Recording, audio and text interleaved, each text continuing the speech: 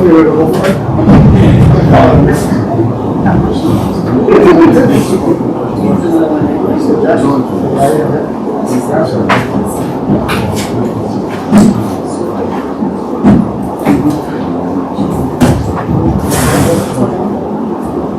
Alright. Good evening, welcome to a special city council meeting today, Monday, May 28, 2026 at 5:32 p.m. Mr. Clerk, please roll call. Councilperson Diana. Councilperson Kazarian. Present. Councilperson Figueroa. Councilperson Rosado Martinez. Councilperson Solano. Present. Council President Pro Tempore. Present. And Council President Ferry absent. We have one. Next item on the agenda is the pledge of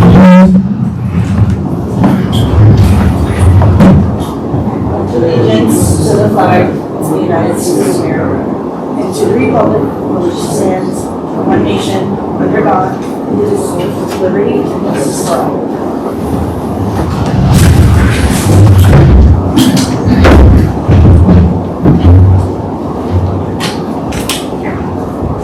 Public comment open. Nobody ready for public comment, now public comment closed. Next item on the agenda, Mr. Clerk. Next item on the agenda is new business, discussion of the property directors regarding fiscal year 27 proposed budget.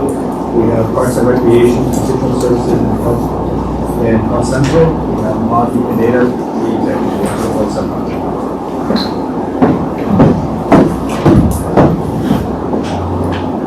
Do we forget that?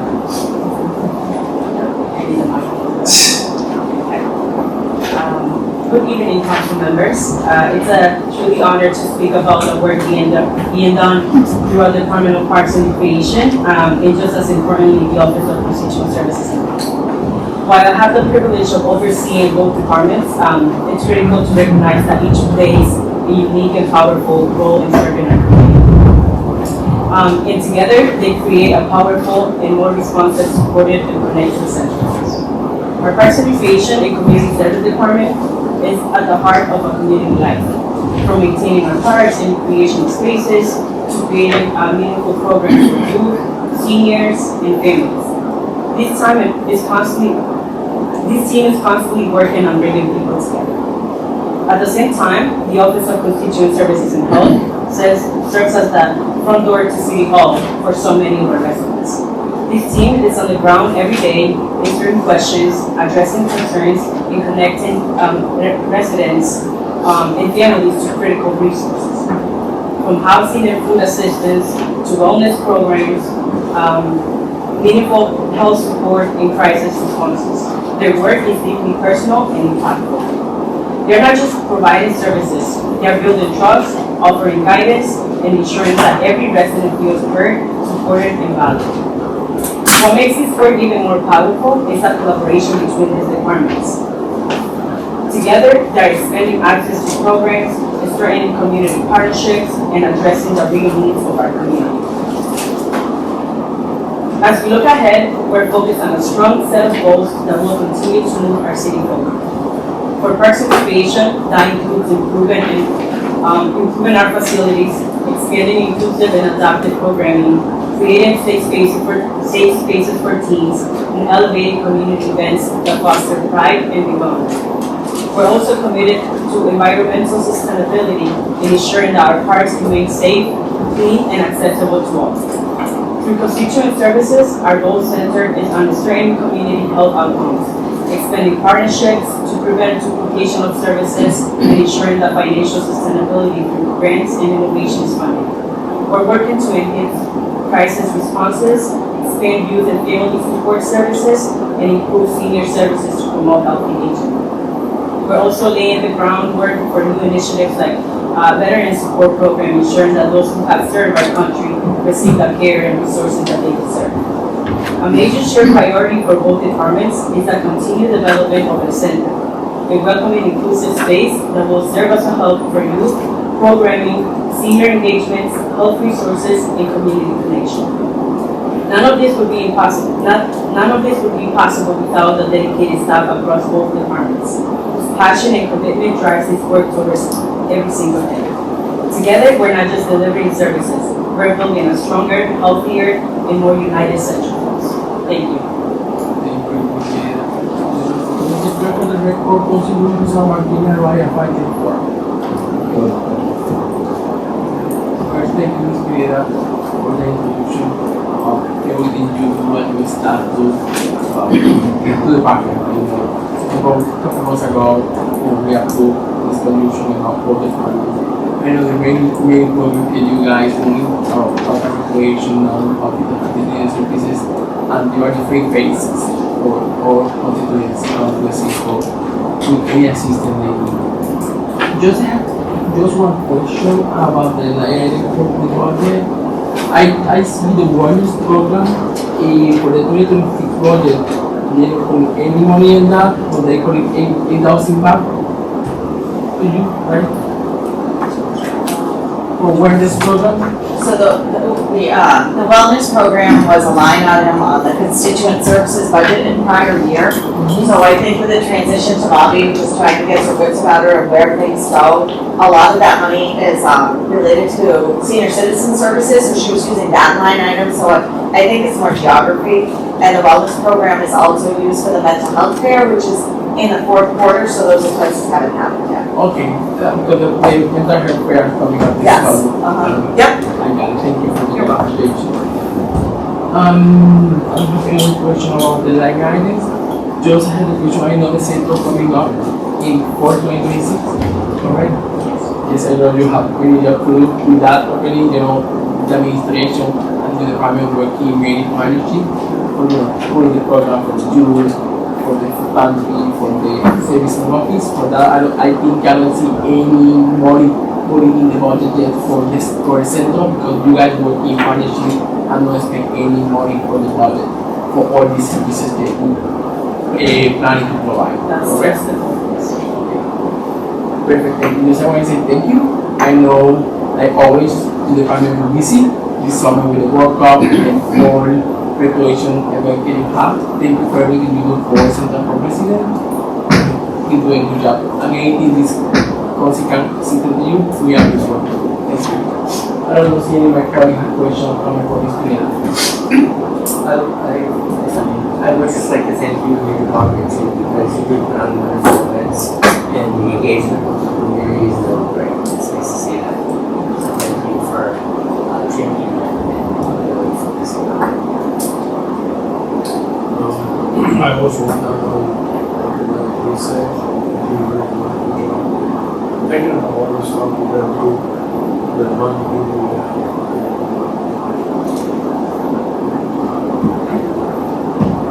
So, echo chamber on all of the great things that the department does. We know your department is really busy, as are others. They're really public facing.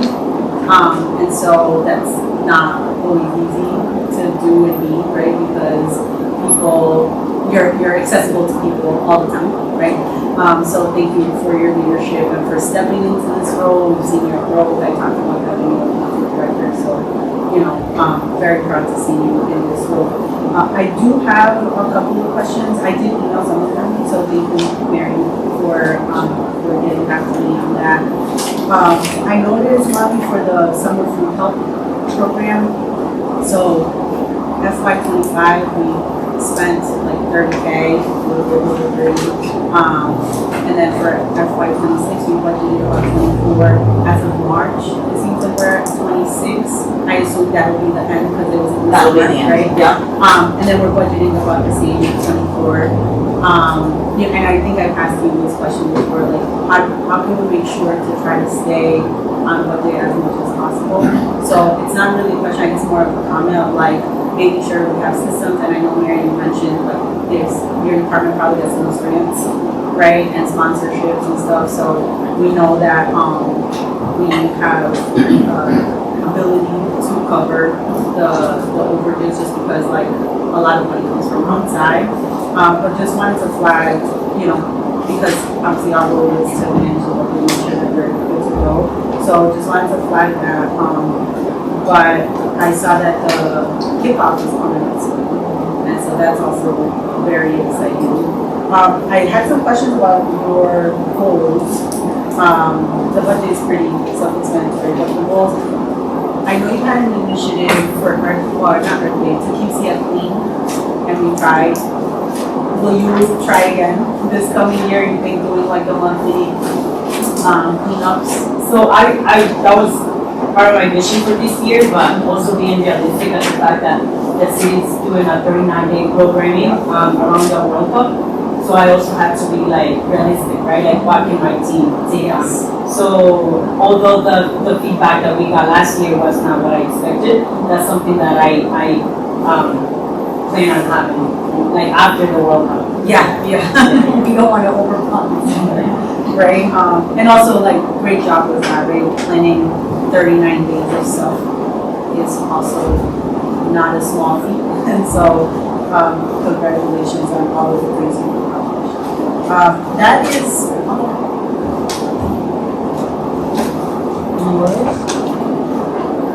Thank you, Ms. Miguel. Appreciate it. Next item on the agenda is the fire department. We have Chief Scott Mello and Deputy Chief Daniel Pepper. Good evening, Honorable Council,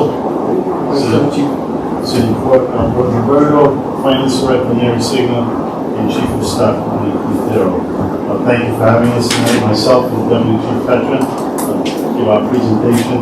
I will kind of give the overall status of the department, some of the things we do, the goals, objectives that I outlined in the budget book. Chief Petron can follow. He's got really in-depth details of some of the stuff we do throughout the year. Our mission is to provide excellent fire control and suppression services to the community. Our number one priority is to protect life and property. We provide emergency and non-emergency medical care and transportation to hospitals. We are community focused and strive for excellence with our services. We achieve this by being well-trained, professional, and rapidly responding to community emergencies. We work closely with the Mayor, Maria Rivera, and she has been a phenomenal supporter of the fire department. We also work side by side with all the department directors. We work especially close with Colonel Robeson and the entire Central Falls Police Department. We collaborate with CFPD on various issues, including many types of calls for services and responses to major emergencies. We communicate on a frequent basis with Maureen Quintero, Chief of Staff to Mayor Rivera, the Water Department, Alberto Roberto, City Clerk, Tony Vieira of DPW, Full Enforcement, obviously Mary, she's the finance #1 person, and Mavi in Parks and Rec. We'd also like to mention our close and productive work relationship with the Director of Development and Strategic Partnership, Eric Almani. His ability to procure funding for the city, and especially the fire department, is unmatched. He has given us the ability to update and purchase new vitally important equipment. The Central Falls Fire Department is made up of one fire chief, one deputy fire chief on a 4-platoon system. It's under the leadership of one battalion chief per platoon. There are 4 battalion chiefs, 4 fire captains, 8 fire lieutenants, 4 rescue lieutenants, 20 firefighters, and 1 secretary, totaling 43 members of the Central Falls. With the steadfast support of Mayor Rivera and the Finance Department, we were able to accomplish only the following goals. While trying to always improve our department and equipment, we also are aware of budget constraints, and this year we had a few line items that we reduced when we sat with Mary to help the overall city budget. Myself and Deputy Chief Petron are very conscious of the budget and work diligently to not waste any resources that we're given. And now I'd like to personally thank all the council members. You guys have always supported us. Tremendous support. Anything we would ask for, any support, we appreciate it. All of you support us. Some of the goals and objectives for 27, we're working on now. Alberto was really been helping us. The biggest one right now is utilizing some of the grant money for new gas-fired boiler and hot water heater. It's a 52-year-old boiler, and and it's costing a lot of money. And it will also save the city money when it's converted, because of the diesel fuel being used now to heat the building. The natural gas, much more efficient. It's going to save a lot of money. The city pays for diesel fuel. Working with the Director of Development, Strategic Partnership, to acquire funding. We're looking for an alternative vehicle, a small alternative vehicle, because of the large use on the River Parkway, the white cats, we just can't fit trucks in there. Sometimes we have to have men walk in and Stokes with us in the stretcher, as far in as they can get. We've had people jumping in the morning, we've had people falling into the river, so that's what we're working on. Work and train with the CFPD for active shooters in buildings, schools, and open spaces. This will also include seeking funding for ballistic vests, helmets, like the rescue techs had during Brown University shooting departments by their helmets, vests, and special equipment, so they can enter the scene with the police. Working with the Director of Strategic Partnership, Eric, to search for funding for new rescue. Our rescues now are at 40 years old. They get beat up. We do over 3,000 EMS calls a year. What's going on there? The deputy will explain that's even more mutual aid that comes to help us. Every single run, we have enough equipment and manpower. We've had over 4,000 EMS calls per year. That's a lot of EMS calls. What's going on there? The Caltron radio system, that's the main receiver we have that controls all the massive boxes in the city. We're looking for funding for that. And also actively recruiting. We're in the process now of creating a list. We already have a written test, we're in the process of all interviews to create a list of future hires. Some of the goals we did accomplish this past year: upgrade our fire dispatch software. That was accomplished. And now we can communicate seamlessly with island communities and the state, which controls all the radio waves. New firefighting gear, which has to be replaced every 10 years, we accomplished that with some grant money. We accomplished new fire hose through capital expenditure from the city and some grant money. We got a new fire hose for all the trucks. We have other trainings that are ongoing. The applications for inspections, Chief Petron will speak to that, because he created that, and I know the city overall is trying to get people to go online through the portal for inspections. I know we're successful, but we're working on that. And other collaborations with the police department and other training that we do all year long. That is where we stand right now. And Chief Petron, if you have any questions to me before I sit, I'm more than happy to answer any budget questions. Thank you, Chief, for the solution. There's now one question.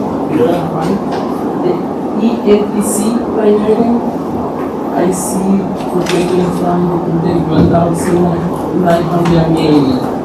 I was thinking about this also today.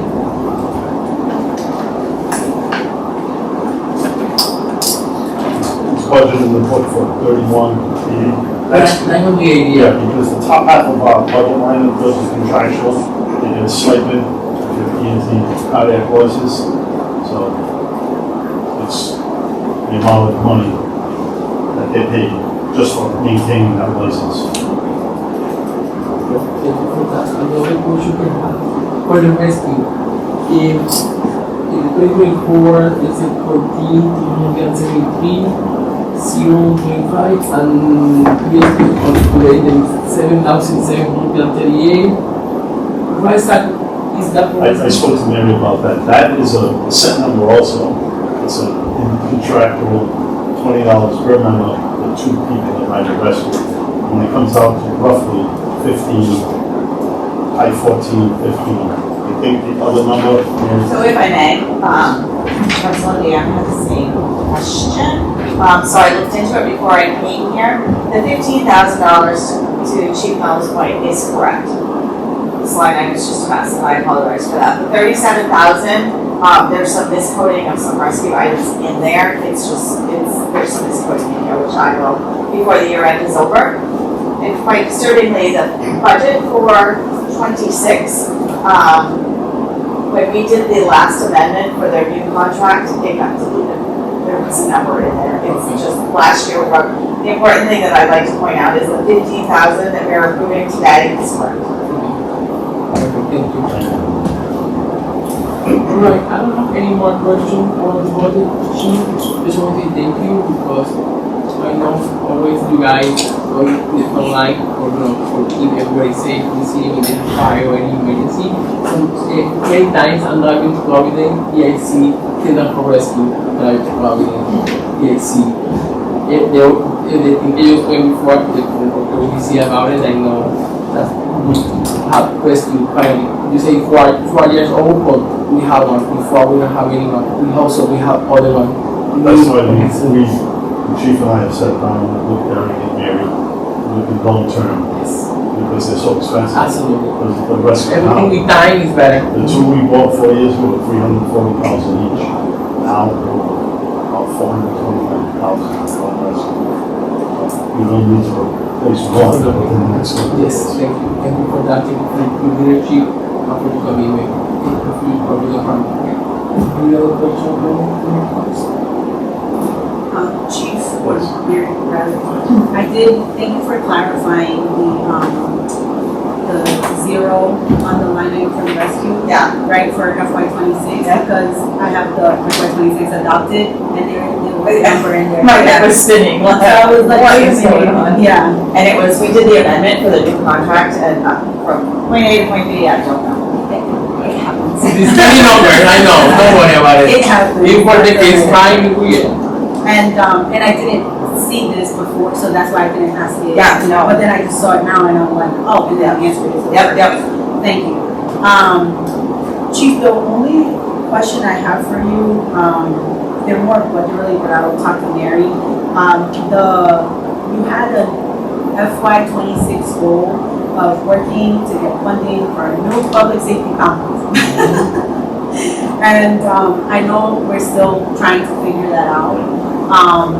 Do you have maybe an update as to like where that stands? Do you think it's realistic? Will you have Well, I think in the future it will be realistic, and I know the mayor has publicly stated to us, you know, some of the bigger projects are underway or done, like the Centrums and all the ones that piece of property that we're trying to, she's trying to locate a spot, and then more push for more funding. They did get some federal money and some money from the state, which they allowed us to use for upgrades, which we were getting our oil, which we were police getting upgrades, because without us, a lot of that $1 million from the state could be used. Which was chasing our thing. At least we get some infrastructure, they redoing a couple of the bathrooms, the boiler. That's the main thing, is that we need to keep running. Well, I just want to thank you for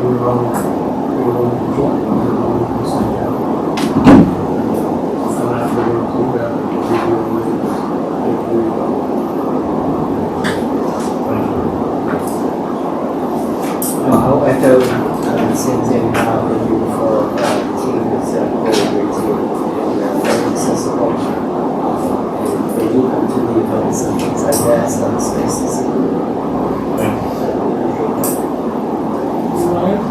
I just want to say thank you, and I am really happy to see some of the firefighters that speak Spanish. And you know, and when emergency comes and people speak Spanish, and that's good to know that you have employees there that they are Spanish speaking to help the community.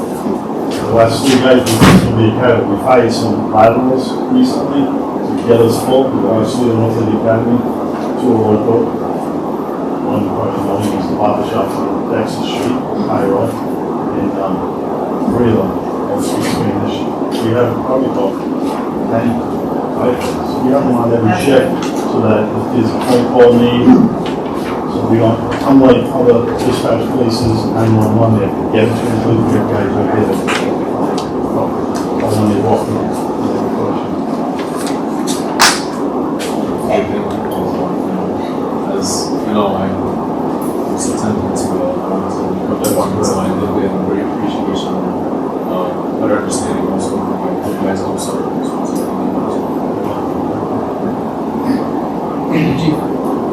if I can just take a minute to clarify the public safety, Yeah, absolutely. the public safety question that you had for the building. Derek has secured federal funding, through a congressionally designated grant, of $3 million. We went through an analysis, we had somebody come in and look at the current public safety building to see if we could renovate it. It turned out to be not the best course, so that $3 million is kind of over there and waiting, it's available until like 2032 or something. So I think we're just evaluating if we have any other options, because everybody knows to build a new public safety building is huge. But to his point, we did get $1 million from the state that we are not using towards a new building because we put it on hold a little bit, but we're using it towards, they were able to pick the renovations that would most benefit the departments, and we're using it for that. Thank you. Turn it over to Chief Baxter.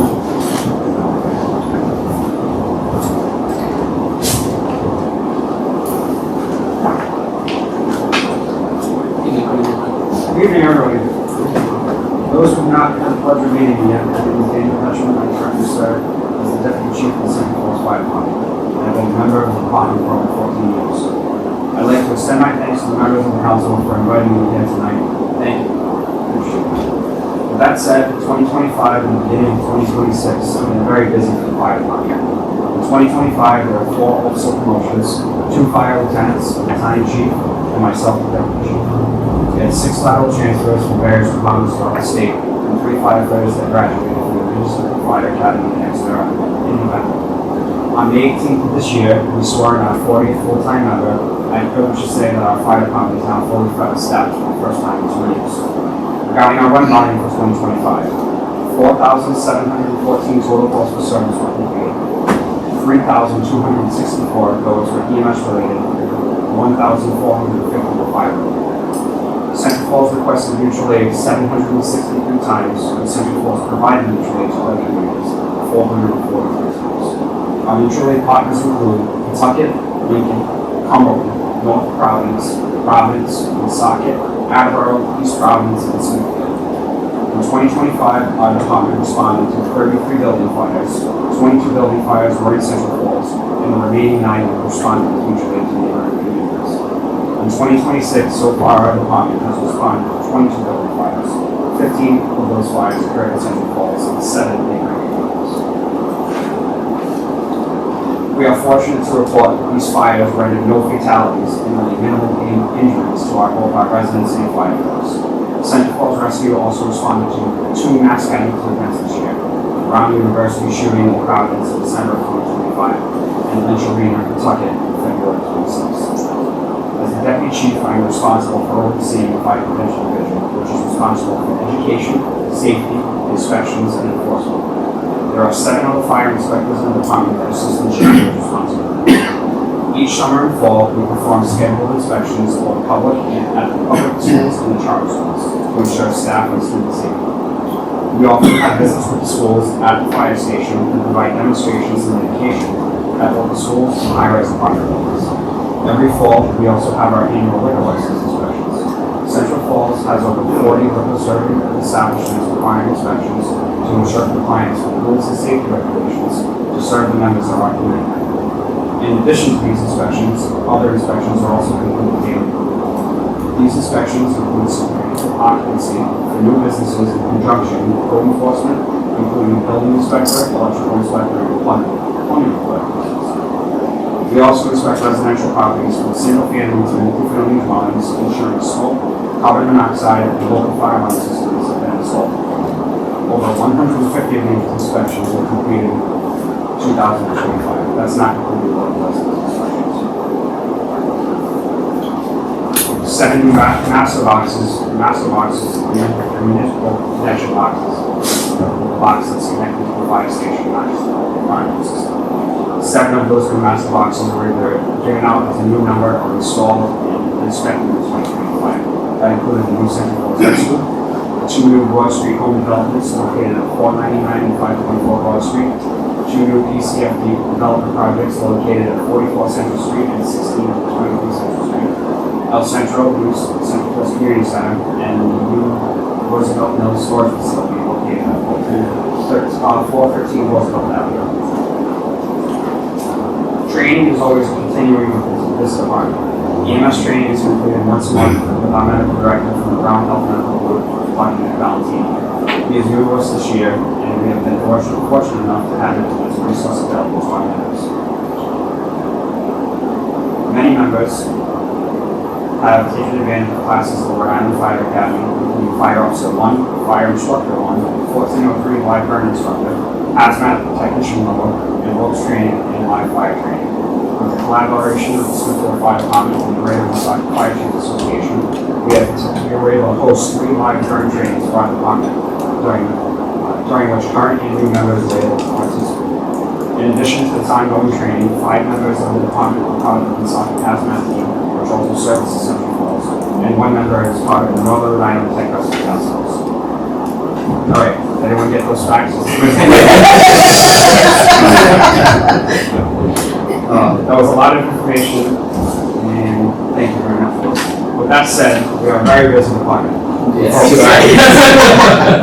We focus on life safety, property conservation, and hazard management. It should go without saying that the success of this fire department is attributed to the diligence of the members and the dispatchers that work alongside us daily.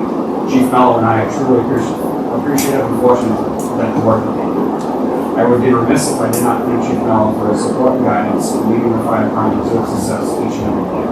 I'd also like to thank the Central Falls Police Department, Human Resources and Finance Departments, Mark Rec, the City Clerk's Office, and everyone located at 1280 High Street. The fire department relies on your support for our success. Mayor Rivera and her staff, thank you for your unwavering presence. I appreciate your support and dedication to our department and its members. And lastly, to the members of the City Council, thank you. We appreciate being present in the community with us during storms, shoveling maintenance, supporting residents during some of the most unfortunate times. We are so grateful. With that said, I appreciate being given the opportunity to speak tonight. Please take care, and as always, stay safe. Thank you, Deputy Patriot, for this information you provide to us some time. You can imagine what you do, or what your department do, but not always in details. How do you explain it to us? This evening? Thank you so much, Camille, for everything you do, the staff, about the building, on behalf of the city, of the president, of the quality state, all right. Thank you so much.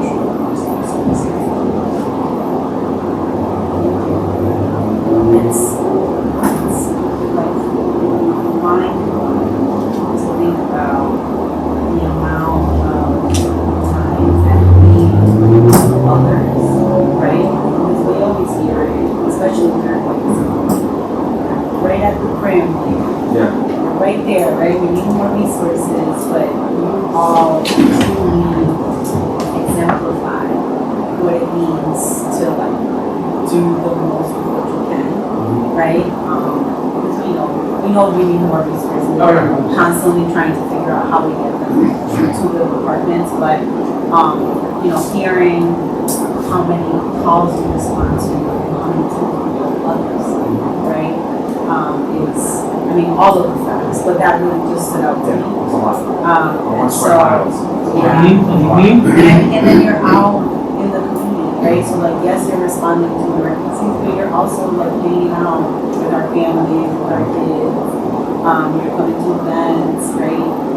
And so, anyway, all that to say.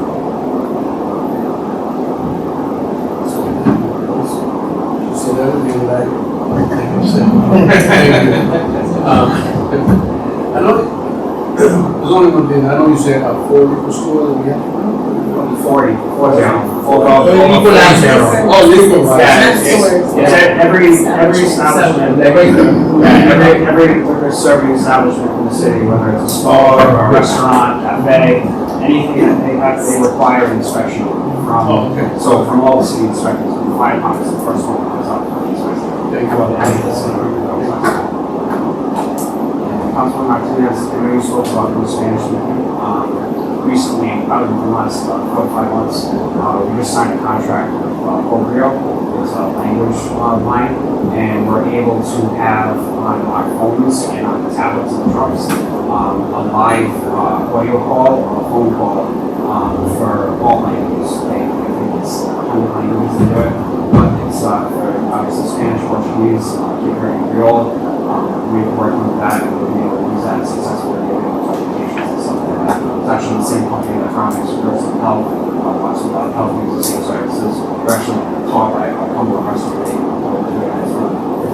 so I'm gonna be able to use it for sometimes in the legal area, when I do some inspections and stuff like that, so it's a good resource. That's good to know. As a first responder myself, I am always proud of my city. I am proud of the first responders here in Central Falls. And I cooperate, with the fire department, with the police department, due to my job, and I am really proud of you guys. Can I just add one more thing? I'm sorry. I want to say, like I said, thank you for so many things, but you personally, like your team helped me. So I fell last year, and the response time was immediate. The kindness, right? The checking in and making sure that I had what I needed. I don't know what medicine I was given, but I was because the pain was crazy. And then even, my neighbor, unfortunately her husband passed away, she was mounted here. The sympathy, the empathy, right? Like the way, it's not just responding to respond, it's like you're taking care of the people that are there, which I'm sure is a lot for you all as well. And so making sure you're also taking care of yourselves because you're taking care of yourselves. The resources are available for us to get into the program, right?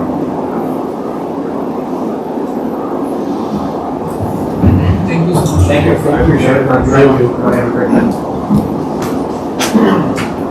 Next item on the agenda is Department of Public Works and Code Enforcement. We have Director Guerra here.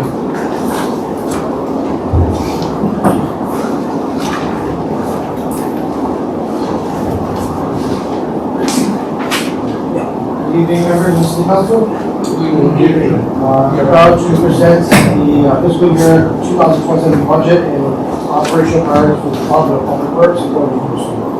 As you know, our department plays a critical role in maintaining infrastructure, safety, appearance, and quality of life throughout our city. From roads, sidewalks, sewer systems, parks, traffic control, housing standards, zoning enforcement, sanitation services, and behavioral quality, our work impacts residents every single day. Despite our operating with a relatively small staff of 50 employees, including both full-time and part-time personnel, our team continues to deliver essential services efficiently and effectively. I want to recognize the hard work and dedication of our employees who consistently go above and beyond to serve the community.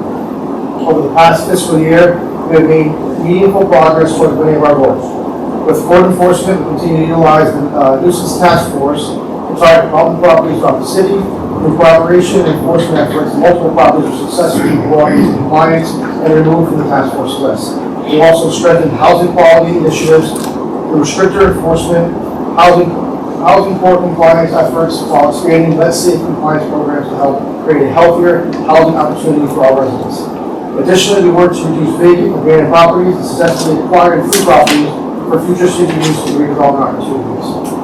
On the technological side, we began modernizing department operations by implementing OpenGov, allowing us to streamline permitting and violation process while laying the groundwork for long-term digitization and records management strategies.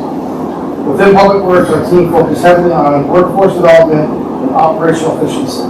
Staff received training to internally manage maintenance procedures that previously required outside vendors, including irrigation system maintenance, integrated pest management practices.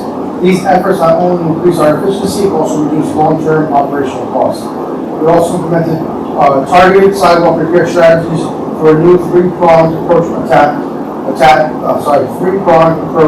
to address resident concerns and infrastructure needs more effectively. Public safety improvements remain a major priority. In collaboration with our public safety departments, we deployed 29 new speed bumps citywide, bringing the total number of speed bumps throughout the city to 57. These traffic calming measures continue to improve pedestrian and roadway safety in our neighborhoods. Our department also worked closely with the planning department, recreation department, as well as nonprofit organizations on cleanup efforts and green space enhancement projects that improve neighborhood aesthetics and strengthen community pride.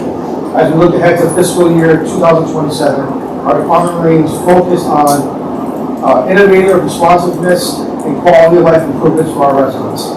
One major initiative that will be the creation of a monthly free bulk item drop-off program for residents at a designated Department of Public Works site.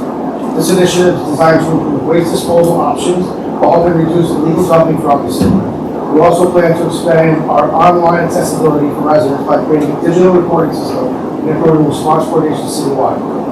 Technology modernization will continue through the expansion of Open Gov to additional departments and ongoing efforts to reduce unnecessary physical files while improving digital record management. Infrastructure improvements remain a central focus. We will continue citywide sewer mapping efforts, move forward with the Central Avenue Sidewalk Street project anticipated spring of 2026, and continue implementing our broader street paving plan. Our operations and maintenance initiatives will include continued implementation of a citywide street light program launched October 2025, expanded weed mitigation and treatment maintenance efforts, and full mulching program to improve streetscapes and neighborhood appearance.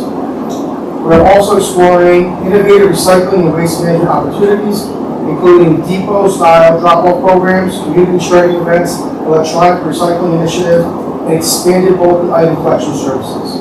In closing, the Department of Public Works and Code Enforcement remains committed to improving infrastructure, enhancing public safety, modernizing operations, and delivering responsive services to our residents. We recognize the challenges ahead, but we are equally confident in our team's ability to continue making meaningful progress for the city. Through collaboration, innovation, and responsible management of resources, we will continue working every day to build a cleaner, safer, and stronger Central Falls.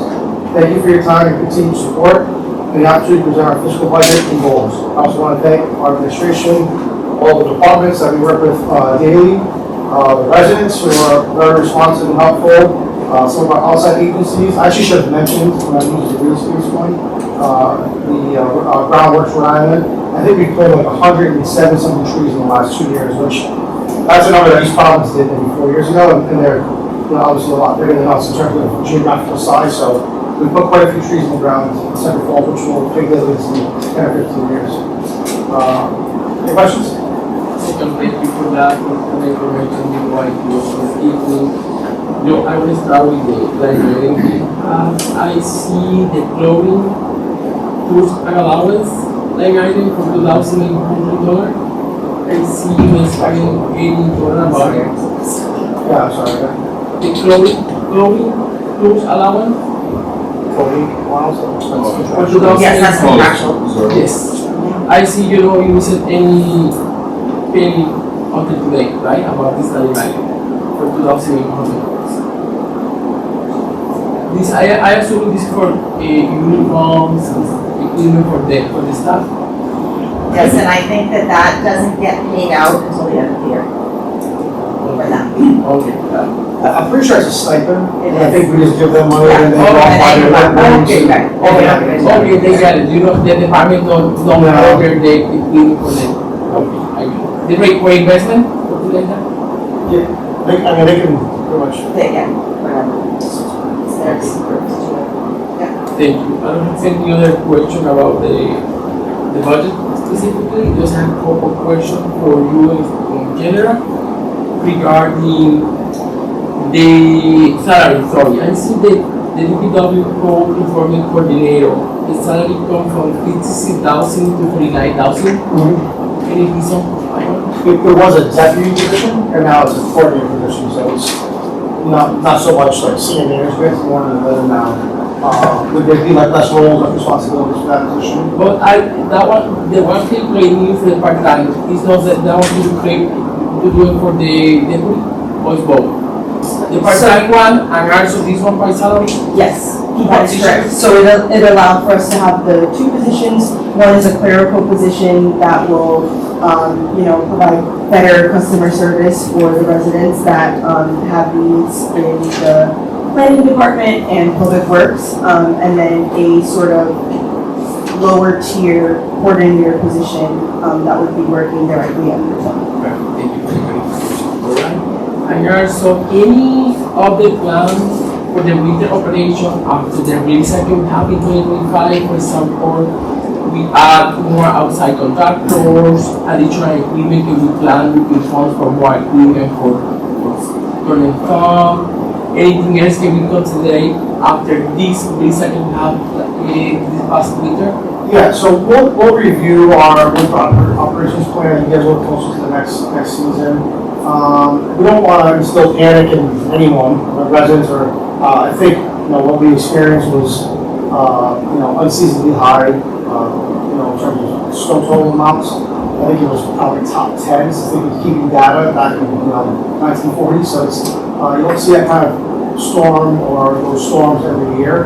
And then even the one blizzard itself, I think was number one, ended up being number one in a one-day snowfall. So we're gonna go with history, and we're gonna, bank on the fact that annually, we don't see storms or that much snowfall, and we're gonna budget that way accordingly. If this is something that becomes, I hope not, I'm going to Florida, but if this becomes more, consistent, then we're gonna have to try to evaluate and readjust. But we're gonna cross our fingers, say our prayers, and hope that that was a one-off, and we don't see that for another 10 years. Just I mentioned because sometimes, the federal government or the state government when something happen, they open fund for moving a person here for that, just I mentioned that. Yeah, It's no. something that we can look in. Like I said, I think we're gonna forecast that it's gonna be a mild winter like it has been the last 7, and minus this last year, and hoping that is the case, and that we don't need any more additional funds. And like I said, if it starts to become a pattern, the weather pattern changes a little bit, then we'll have to reevaluate. But we did add contractors to our list, we have more contractors now. I think what we noticed this storm, we only had a rate for plowing for contractors. We now need to expand that to where we have operators, machinery, equipment, hoping that we never have to use it, but to be prepared for that. So that's something that we'll revisit, maybe in October, and I'll redo that, which is web policy, and I can provide that to you guys. Yeah, just I mentioned it, but I appreciate Yeah. what you department do this past winter because I know we have short staff, it's more city, but we have many to do. Yeah, I appreciate it. Yeah, you understand, we do the best, you are in the road 24/7, I really appreciate that. That's what I mentioned for people that look. If I may add, we have been working very closely with Rhode Island EMA, and have budgeted for the FEMA reimbursement regarding the snowstorm for this year. Are also making a capital investment for the dump truck. For the dump truck, because that is something that we were able to utilize to haul some of the snow. And again, the snowstorm that we experienced, it was a once in a generation, and so that's something that we have kept in mind for this proposed budget for the next fiscal year. Yeah, to elaborate, we've been in contact with REMA and FEMA, and it now lies at the president's desk for approval. So that's kind of what that is, and fingers crossed, we get that reimbursement, and then finance will be a much better situation next year when it comes first.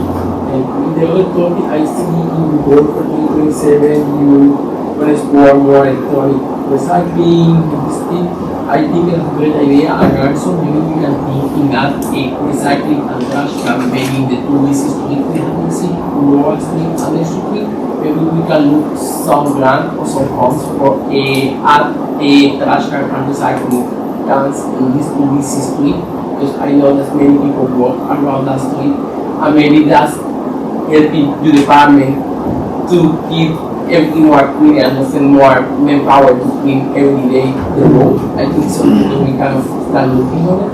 Maybe this modern trash can with the solar thing, if the people can move, if people can put trash back inside that, more smart trash cans.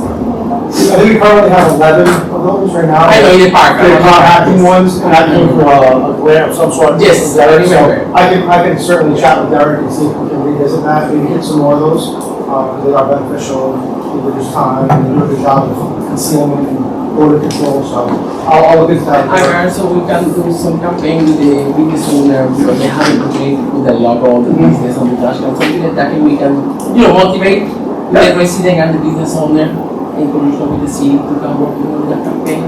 And the consumer environmental is very important for keep educating the community and then people keep the city clean. But just that, I was saying.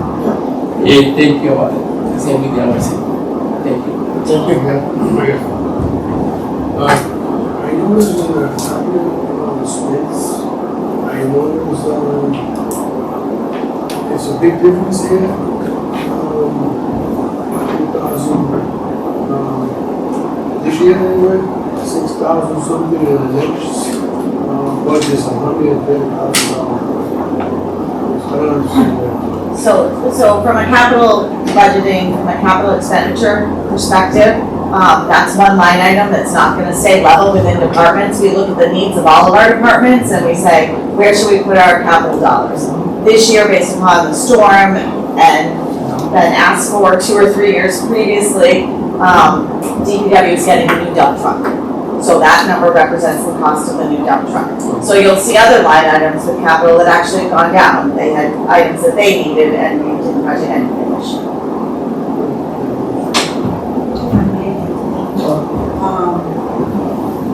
As always, thank everybody. Yeah. But I do have a couple of questions for you. So, I know, Councilman Rivas touched on it, but I don't know if I'm entirely clear, so I just wanna ask for clarification. You had a deputy in your department, but you also have, I don't know what his position is. Office manager? Okay. Is that within these, is she in this, salary, ordinance? Like, is that position? So she's a union position, so she's gonna be in the council 94 wages that you see in the, so she's in there. Okay. And just to clarify, last year we had a director and we had a deputy director. Yep. Our deputy director resigned, and Tony spent some time evaluating the actual needs of the department. And it was concluded that you don't need a deputy, but we do need a body, right? So we wanted to, look at that position logically and critically, and that's what we decided to do. And we thought our money would be better spent by getting a coordinator, so not a deputy, and getting someone who is more reactive at the front. Venus is also often very tied up, and people come in, that's a very busy office. So that part-time person was put in to address the busiest hours of the DPW department. Okay, so, to clarify, Yeah. we have the director, we have a new position that's a variation of our old, deputy position, which is the coordinator. Then we have an administrative assistant to code enforcement in department that is not his. But it's not her, yeah, that's a new position, the That's a clerical position. position that Mary Okay. is. But that's not the part-time position, because it is. It isn't, Okay, so both the environmental inspector and the administrative assistant are part-time. Correct. that is correct, yeah, so you can see that it's $20 per hour, when you see Yeah. that's the part-time, yep. Okay, thank you for clarifying. The other question pertains to something that Councilman Rivera mentioned, which was the capital expenditures. So I see the 130 makes sense. But when I look at the ordinance for capital expenditures, it's at another number. It's at 212. Yep. Can you just explain that a little bit, because it's not. Yeah, so in addition to operating costs for the truck, which is within the department that we use daily, during the snowstorm, we indicated that there was 2 more needs for the department. One of them is the salt brine system. It's basically what you see now in the state, all the highway roads, you see those wet lines that are everywhere. So that, we're gonna be shifting towards that. Does it quite a few things. One, it reduces our overtime costs, because you can apply that stuff 72 hours before a storm, so long as there's no rain forecast with the storm. And it also minimizes the amount of salt you have to put out, so it's obviously environmental friendly. It's better for the trucks, we're not out there, usually 3 or 4 trucks to do sand. It's 1 truck, 1 guy, they can do it during work hours, not in overtime. So, and it's said to be more effective. That part remains to be seen. Everyone has seemed to shift to that. All the salesmen will tell you it's more effective. If they're selling salt, they'll tell you salt's more effective, but it does seem to work. Everyone I've spoken to recommends that we do shift to that, strictly from a management resource. We're as small as it is to bring 3 guys in every storm, pre-treat, then stay for snow removal. It can be taxing on them, so that was one of the needs that we identified. The second one is we no longer have comms in our vehicles. At one time they had radios, they're all obsolete and not working, similar to the other departments. So our other ask was for communication comms in all of our vehicles. It does a couple things. One, from a safety perspective. When I came to these properties, I was very, very used to having a radio in my vehicle. I didn't understand how the cable operates out one. It's gated. I don't really get how they do it. They just come accustomed to it. Often needs to be using your cell phone, which is illegal. So that was the first issue. And then the second issue is it gives us direct access to every single employee on the road in real time. So there'll be a transistor receiver in our office at 1280 High Street. Anyone in the office at any given time can pick up that receiver and say, hey, there was a car accident on Dexter Road, we need the glass picked up immediately. Anyone that has that radio in their vehicle can then respond and say, I'm right here, I'll go do it right now. So it kind of serves more than one purpose, but the biggest thing for me was the safety piece. I don't know how they've gotten by this long without them. It'll be extremely beneficial once we install these things. Makes a lot of sense. Where would that be reflected on the, like, actual? Right, so we have, the dump truck is reflected in the operating budget. We have a capital fund for which we use for one-off capital. But when I looked at it this way, like the brine, it'll pay for itself, like it was just the logical choice to do. So we have a capital fund balance, and then safety was the other one. Either of them, I think they're both $40,000. So we're using our capital fund to do that. Thank you for that clarification. The other, I have two questions just about your goals. It's not really about your goals, actually, the chance for you, Sean, to tell us a little bit more about your three-pronged approach to address sidewalk repairs. So sidewalk repairs, when I inherited the current sidewalk repair list, there was a significant amount of residents that have been on it for a lifetime, certainly, some of them multiple years. One of the things that we're going to do now is we're going to utilize some of our funding from our road restore program to address those sidewalks. And essentially what we can do is we can do it internally, which would be one approach where it's a quick, small, single patch. Our guys can go out, we have a mixer, we have 2 piles of cement on hand at all times. We had a bid go out where we entertained large contractors to do larger stretches of concrete, which is what you're going to see on Central Ave, what you saw on Kendall last year. So that's another approach, which we're going to continue to utilize that. And then our third approach, which we haven't started yet, but we will, is going to be utilizing local contractors. So Mason, landscape companies that do concrete work, that live in Central Falls or own their business in Central Falls, and they're going to go out and do smaller stretches, maybe 5 or 6 patches that would take a day or two to accomplish. So that's kind of how we're going to address that long-standing list of residents that have been on for quite some time. It took a little bit of time. The biggest thing was for us to get the large contractor lined up, which we now have Narragansett Improvement Company kind of moving throughout the city doing different things for us. And then the next one, our guys have always been capable. It's more of a time thing, but in an emergency situation, they are capable of repairing the sidewalk. So if we had to get it done today, it can be done. And then the last one would be to line up local contractors. I've gotten so far as to get a list of vetted contractors from the Secretary of State's office. So I have that list. Now it's just me reaching out and vetting them, having them come in, and then we'll start to bid on small jobs as we want them on. That's awesome. Great to hear. Thank you. And thank you for prioritizing our safety businesses.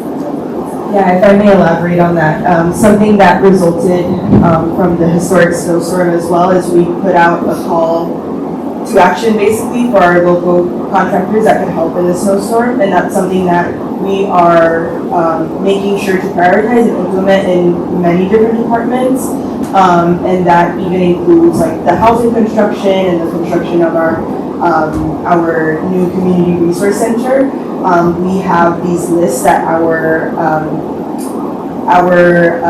small business coordinator has been able to get, and we're providing those to the different project managers of projects that are going up around the city, making sure that we're giving priority to Central Falls these businesses as well. My last question is, I love that you're trying to reduce any unnecessary costs, right? But we have to do so, I think. We do. Right? So are there any sort of rules around like destruction of files and could there potentially be, and I'm sure this is a lot of work, but like a electronic filing system where you don't have so many filing cabinets. Maybe I shouldn't say this a lot, but I worked at the Department of Education and it's all filing cabinets, like Yeah. hundreds of them.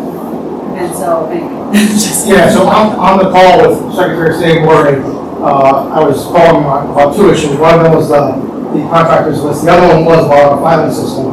So upon his return, we're going to schedule a visit from his office, some of his staff to come down. They're going to educate our staff on what needs to be retained, what can be discarded. We'll probably have to invest in a larger shredder to do something like that. It's quite a daunting task that we're undertaking. Part of the part-time employees' responsibilities will be to go through those files daily to try to start to, create that process. And we do think through what we've done, we'll be able to scan and house a lot of what we have on paper, opened up, digitally. There are some files, there are forever files that we'll have to always keep. And then there are files that have, certain date requirements, and they need to be hard copied. So we are going to address all that in terms of the legality of it and the process of how we go about that. But the ultimate goal is just reduce our file cabinets, number one, and I think just streamline the process of being able to access our files. We had recently today, or yesterday, we had to bring up 4 files for an APRA request. They were physically carrying the file to City Hall, so that probably shouldn't happen in 2026, but we're still doing it, and we're going to work towards not having to do that anymore, or doing it less often. Thank you, you're so good. I'm really happy. Thank you, I appreciate it. Thank you for that. Tony, I have one with the, I don't want to talk about it.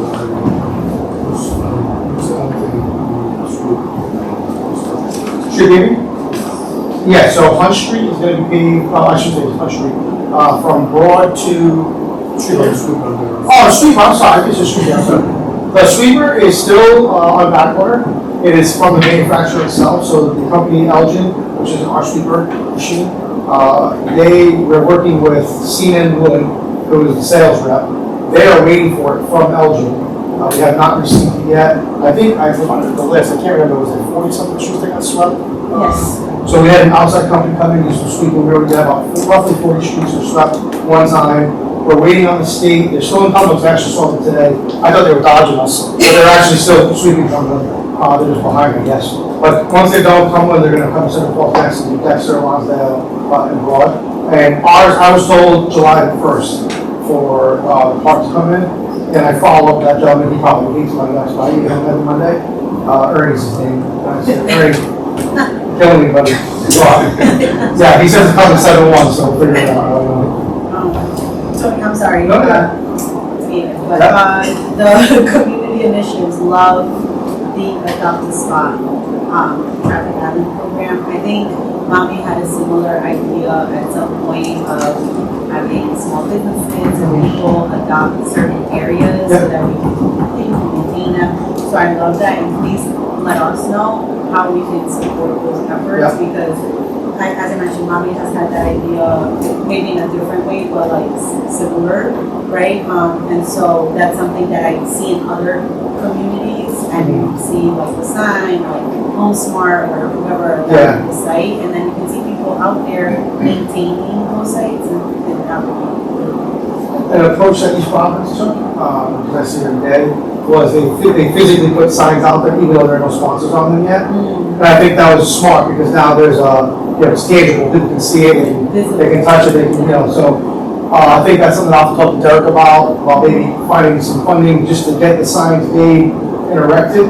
and then we can chase sponsors after, so they think, oh yeah, what is that all about? Because the signs these probably do draw your attention to the island, they're very large, and it's clear that once they put the sign in, it's operating hands by business, so. And we do have some people that are willing to do that, get named the school. One of the things, the BBP school is at Island in Fort Lincoln. They've offered to maintain that for us and manage that. So I'll have to work more on the third on that. It is definitely a goal of ours for sure. Thank you. It's really awesome to see that. I just have a question. With the street beautification worker, at what times that person is working and how is keeping the Gold Street, Dexter, and Broad Street clean as it was. Yeah, so they just started on Tuesday, due to the holiday, and currently his hours are 8 to 12. So he's literally been for 3 days. Seems to be getting the hang of it, so hopefully we'll stick around for a while and we can start to see some improvement there. Definitely a need for improvement. I think that, in addition to trash cans, more trash cans would be helpful, so. And I asked the question because I received a lot of calls from the constituent, saying what happened in the Yeah. street, the sidewalks that are not clean. Yes. We see a lot of trash in the morning. I share the concern with the chief of staff. Yeah, and then, I don't like to be bother you guys. Yeah, no, I Because I understand know that. we have, and we have done a great job in that area. Yeah. So, making sure that's gonna still happening, because we are the view of the city, Yeah. so those streets are. I agree, yeah. We all realize that they're state roads, and if we were sitting here waiting for the state to come up and stop, we'd be waiting forever, so, we gotta just pony up and do our part and try to make it work. But hopefully we'll see some changes over the next couple of weeks, because gentlemen now on board here. I do have another one, I'm Yeah, sorry. no, I that's fine. just realized That's what we're there's here some for. questions that I sent. So the trash removal Yeah. and recycling costs, they've increased as many things have. Yeah. But I continue to hear concerns from residents regarding the quality of the service, right? So an example, on Perry Street, it's supposed to be Thursdays, but they only come Fridays or Saturdays. And so how are we continuing to hold the company accountable under our contract? And then should we consider maybe evaluating pickup schedules or reevaluating the schedules and other operational adjustments?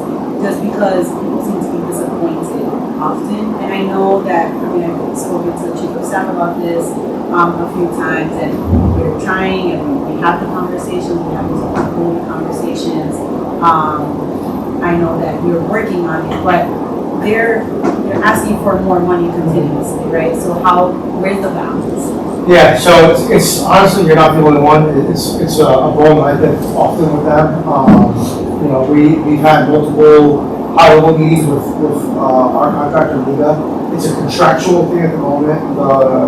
The increases are contractual as well.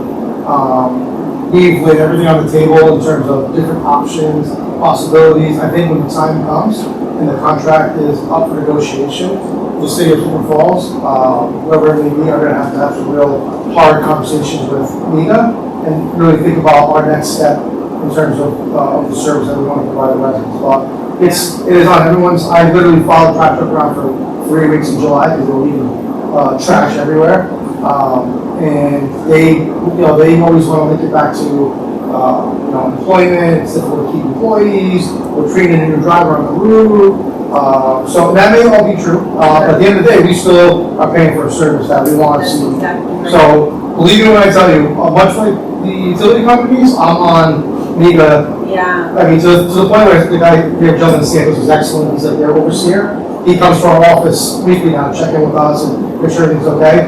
But sometimes it's not. And one of the big ones is not even trash; it's the leaf bags. Is another one that we picked up some today. We picked up some today out in Illinois. I see them all the time, and we email them and the list, and we missed it. We're doing it Saturday. We're putting it on overtime on Sunday. So we are on them.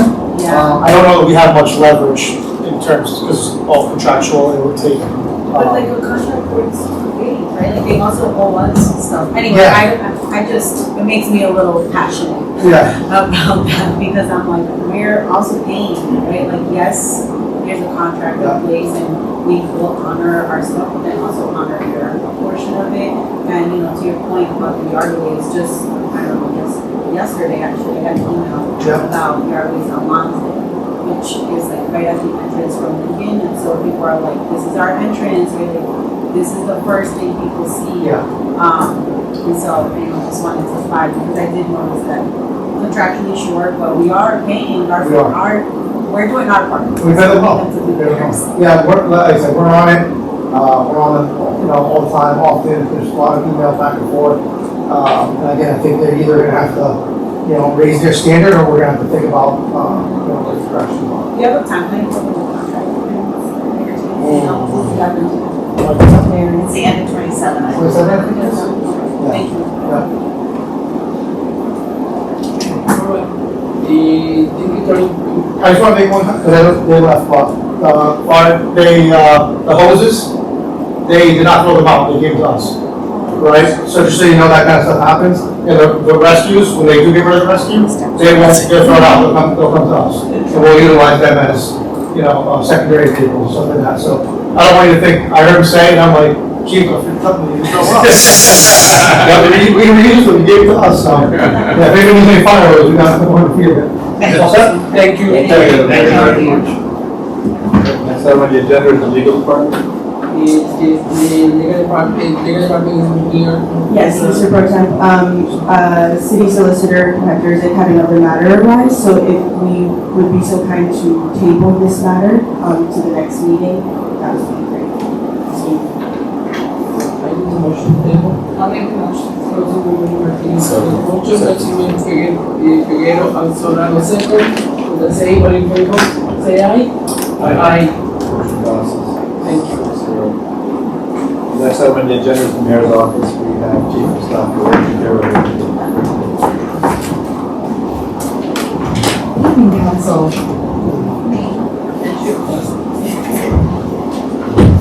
It's a pleasure to be with you every month and more often now during budget season. As you all know, the mayor's office is tasked with overseeing interdepartmental coordination. I have the pleasure of helping to oversee and manage the various city departments that have presented before you the last 2 weeks. And I am very proud of the team and the efforts that each of their department has been working on. Aside from interdepartmental coordination, which is essential in ensuring that our departments are supporting and serving the residents of Central Hall as well, we also respond to escalated constituent concerns from the constituent services team. And we also oversee and manage city communications, ensuring residents remain informed about the goings on in the city. This includes the exciting things like many of the amazing events that we are going to be hosting this summer, bringing the community together and uniting around culture and sports and all of the excitement. And the communications is also extremely important and critical during hard moments like the historic blizzard that we had in our recent history, and making sure that the community, the residents, and our business owners remain informed of what's going on in the city. One goal that we hold at the cornerstone of all that we do is responsive government.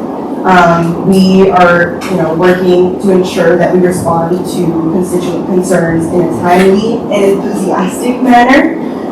We are here to serve our community and want them to know that our city is ready to respond and ensure that they have the best quality of life, whether they live here, work here, own a business here. We understand strong interdepartmental coordination is essential, keeps our city running strong, and working hard for our community every day. Happy to take any questions that you may have. Thank you for the introduction. How do you say the office? My name side, and my name Earth. As you mentioned it in the Islands, this one, and this is where it's living, and thank you, but you achieved that all to be in me by consumer. I know what you listen to my colleagues and for everything you do and what you do for this system of us. The same with other departments. The pay in this season of always a lot for all the work that you guys do. Yeah, I appreciate that. Thank you, sir. It's my honor and my pleasure to serve the community.